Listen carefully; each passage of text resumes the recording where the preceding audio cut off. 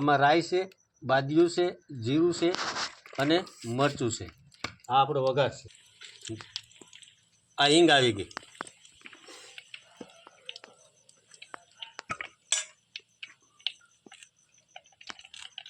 આ કઢી પત્તા.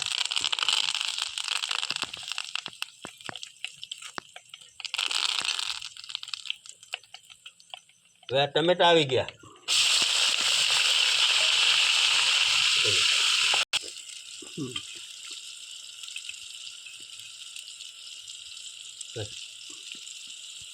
આ ડુંગળી આવી ગઈ. અનુસાર આપણે મીઠું નાખી દઈએ.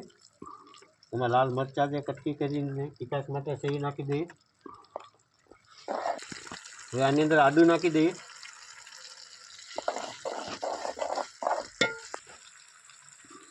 એની અંદર આપણે લીલું લસણ નાખી દઈએ.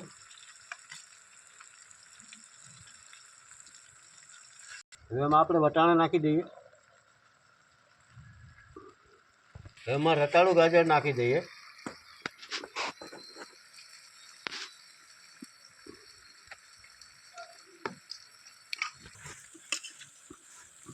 હવે એની અંદર આપણે જે હળદર આપણે ખમણી છે એ નાખી દઈએ.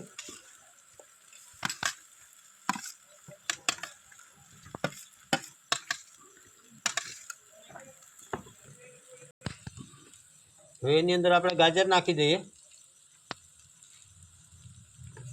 એની અંદર આપણે સ્વાદ અનુસાર તીખાશ માટે ચટણી નાખી દઈએ થોડી. હળદરનું તો શાક છે એટલે હળદર તો આમાં હોય નહીં.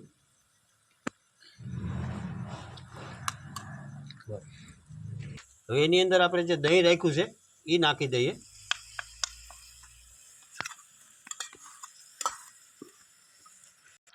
હવે આમાં આપણે નાખશું ગરમ મસાલો સ્વાદ અનુસાર.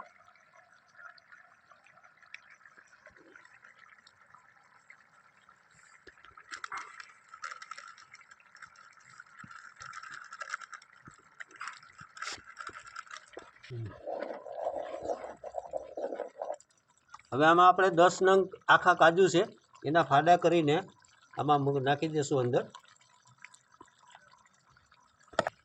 હવે આમાં આપણે જીરું પાવડર નાખી દઈશું.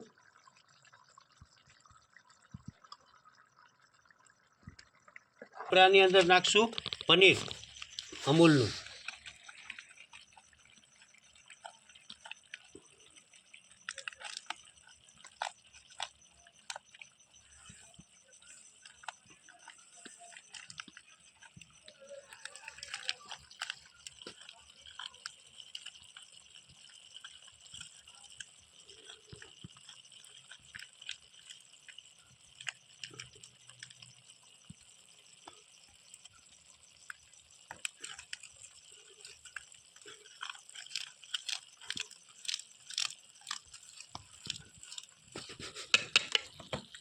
હવે ગાર્નિયર માટે આપણે આમાં ધાણા નાખશું લીલા.